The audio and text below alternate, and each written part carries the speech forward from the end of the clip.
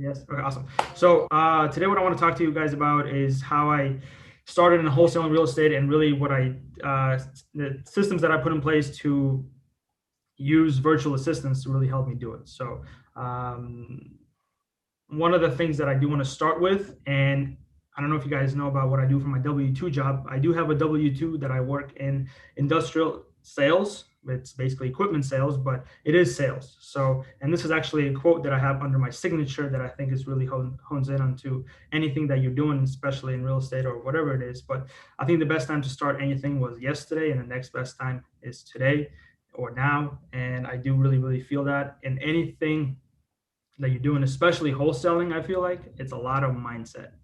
Wholesaling is really going to test your mindset and test your will to actually keep going and keep dialing those numbers. So if you got your mindset right, it's really going to help you grow and really get those deals under your belt and not get discouraged as you go.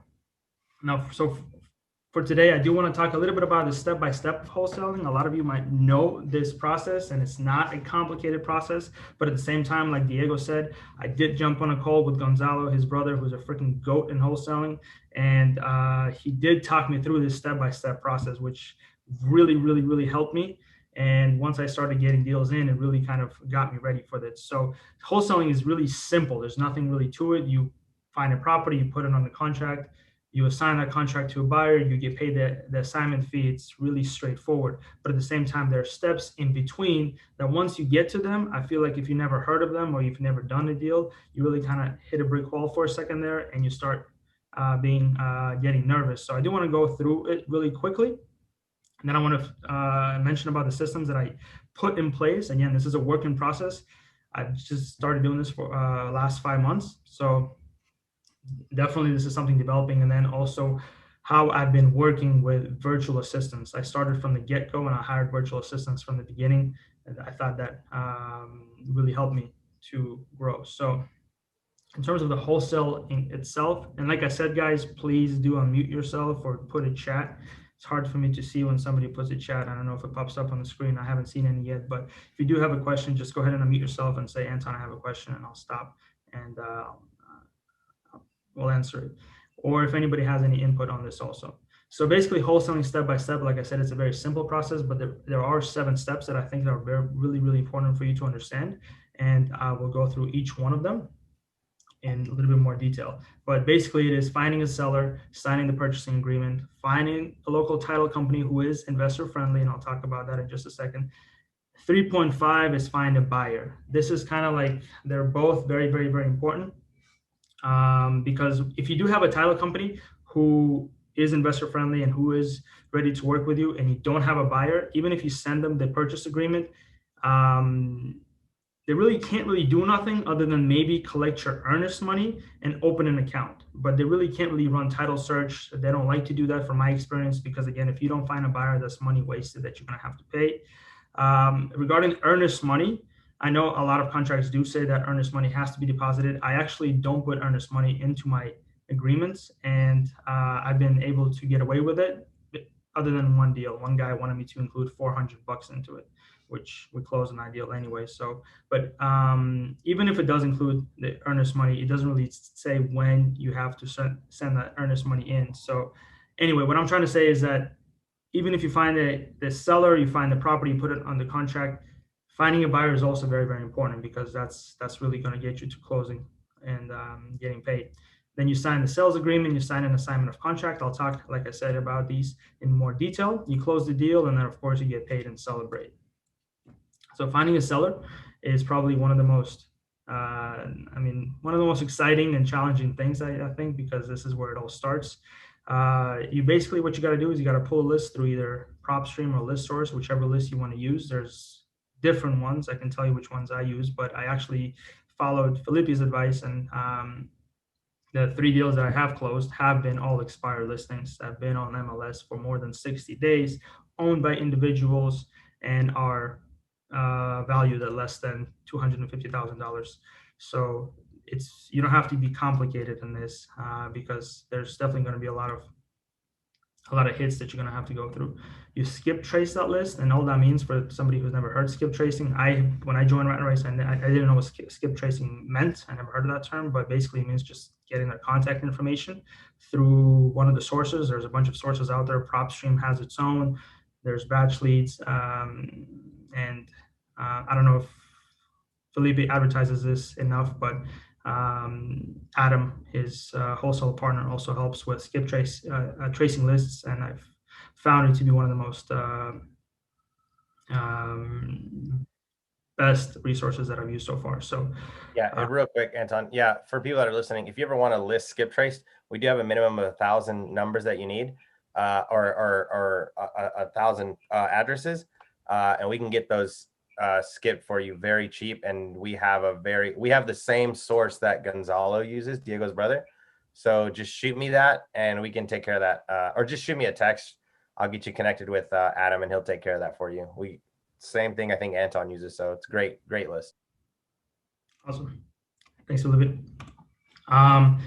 You input the list into the dialer. Why I mention this here is because in the beginning, especially if you start wholesaling, dialing numbers one by one after you skip trace them is going to get old after a while. So using a dialer, which I'll mention in just a little bit, is key. You input the list into the dialer. You really just start dialing and start talking to these people. There's other ways that you can contact them and find sellers, such as direct mail, emails, sending them emails, or door knocking, text blasting. They do work in as well, and I feel like they do have their own strength. But at the same time, I found that dialing for me has been one of the most straightforward ways to contacting these sellers and really utilizing the help of VAs to do it. Text blasting also helped, but I do feel that dialing is a lot more personal than getting a text from somebody. But then again, you have to test it.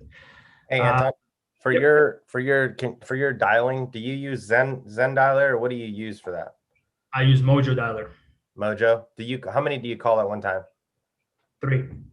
And then you earbuds, let it ring. Someone picks up, it pops up the caller. Yep. It pops up the caller. It pops up the address. It has a Zillow link that you can click on the Zillow for everything. For that. Yeah, it's just so. Did you try Zen caller at all, or did you just go straight for Mojo? No, man. Gonzalo was the one that was like, just use Mojo. It's old school, but it works. We found it to be the best, and I haven't switched. I actually found it very, very user friendly too. So. Yeah. Okay. I think that's what we're going to use next. Thanks, buddy. No worries, man. Yeah. And then finally, follow up. If you're in any type of sales job, I do sales, like I said, for my day job. Following up is key. Unless you have somebody who tells you don't ever call me again or take my number off my list, of course, you don't want to call them again. But if somebody who just either maybe hangs up on you, has a bad day, or who doesn't, or has a voicemail, just keep calling those people, because you will get through, and I think it will help. So I feel follow up is key. Now, once you do find a seller, once you do get somebody on the phone that is interested in saying, yes, my property is for sale, or I am interested in what you want to offer, one of the key things you got to do is to build rapport. Don't try to be robotic into it. I don't use scripts. I don't encourage my VAs to use scripts. I encourage them to use lead sheets, which again, I'll mention when I'm talking about my systems. I know I'm jumping here, but building rapport is one of the key things. And I remember when I started this business, and we had this call with Felipe, and again, not to throw Felipe into this too much, but I was like, Felipe, I'm having trouble building rapport with these guys. How do I do it? And one of the key things that he told me that really kind of stuck in my head is listen to understand, not to reply. Most of these guys will have some sort of an issue, some sort of a problem. One guy that Felipe just talked about needed a pool to be installed because he promised it to his wife. So again, try to build rapport. Try to just say, hey, my name is Anton. I'm looking for a property in your neighborhood. I saw that this one was on MLS a few months ago. I was wondering if you would be interested in selling it, and just go from there. Don't jump into a script. But there's 4 things that you really need to know out of the property. I know a lot of you guys would wholesale maybe locally. All 3 of my deals, I only been to one deal in terms of actually going out there. The other 2, I never been there. and it was all what they call virtual wholesaling. So you don't actually go to the property. So it's important for you to know 4 things, and those 4 things are the condition of the property and the key things, what repairs have been done and what repairs would need to be done. So just ask them what kind of things they have done to the property the last couple of years and what they think might need to be replaced. Uh, of course, big things are roofs, AC, kitchen and bathrooms. Those are the big ticket items. I'm sure most of you know that, but try to find out what the reason for selling is. Try to understand again why they're trying to sell this property. Maybe they're moving, maybe they're getting old. One guy just said his wife would not. It's a 2-story property. She doesn't want to go up and down the stairs. So again, just try to find that reason why they're selling is going to help you down the line. Timeline is big. I know a lot of us think that whenever the property goes for sale or it's on MLS, that somebody wants to sell it right away. That's not the case. I'm working with a guy right now. Actually, we're getting to a signing of contract, but we're at the stage of building reporting, trying to understand each other. But he basically told me that they want to sell, they need to sell, but they need to stay in the property for the next 6 months afterwards. So that's a difficult one for me because I've never done that before, but I'm learning as we go. So I'm talking to different people and other wholesalers to see how this could work potentially if they stay in the property. And of course, the price is huge. I mean, a lot of people would answer the phone and say, "Hey, you call me. What do you want to offer me for the property?" And don't get into that game. Don't get nervous about that objection. It's just a simple objection that they just want to make sure that you are serious. You're not just wasting their time, I would say. So try to get their number out of them. I think that anybody who names the number first usually loses. That's what they say. So definitely what I push my VAs to do, and I do myself as well after the VA has qualified a lead, is I push for the price from them. They understand their property much better. They know what work has been done. They know what work needs to be done. And I'm sure they have a price in mind. So just don't let it kind of bog you. Don't take it personally. Just really talk them through it and say, I'm sure you have a price in mind. When you go buy a car, there's a price tag on it. So definitely get that price out of them before shooting them an offer. Run comps on PropStream. There was a call with Adam that he did a great job showing how to run comps on PropStream. If you guys have questions, I could show you how I do it. But to be honest with you, I've run so many comps over the last 5 months that I can do it really, really quick, and I'm really comfortable with it. I think PropStream has a really great system about running comps. Of course, if you're in an area, I know some people had trouble finding comps in areas where it's really, really remote, and those are really case-by-case situations. Yeah. After running comps, after understanding what the property is worth, you got to call with an offer. There's different. I'm not gonna really tell you what you should make your offer. What Gonzalo has taught me when I first started doing this and really had worked for me is use ARV times 60%, 40 to 60%. I use 50 to 60%, but this has worked, and I think it's a really good baseline to make your offer, especially when you're starting.